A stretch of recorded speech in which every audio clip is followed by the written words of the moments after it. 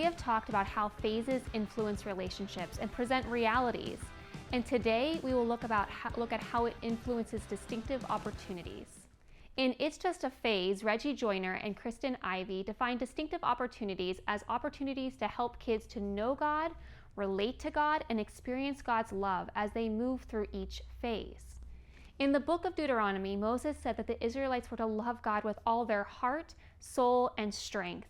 In short, they were to relate to God and to know God with each of these different ways. To relate to God in only one of these ways would result in not fully knowing God as you should. So how can we help our kids to know God with all their heart, soul, and strength?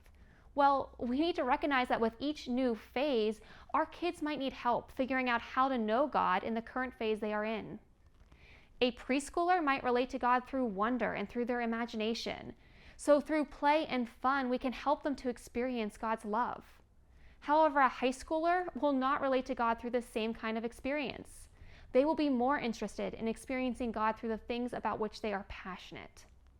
In both scenarios, the goal is to help kids to love God with their heart, soul, and strength, but the methods used are very different. This speaks to the way that we are to do family devotions.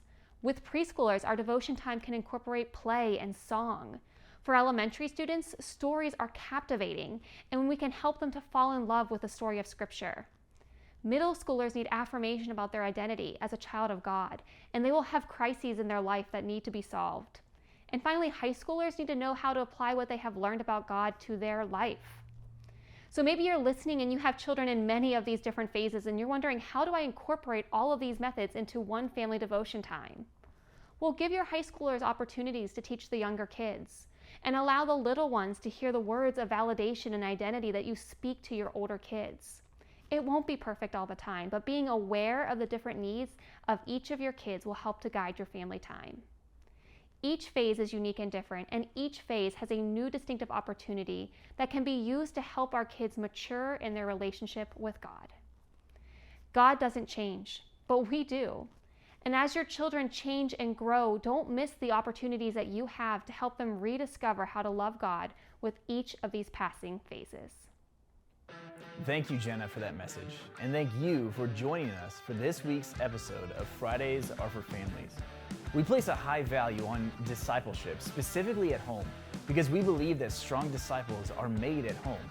And that is why we have a heart to do what we can to empower and equip you to grow as a disciple of Jesus yourself and a disciple maker of your kid.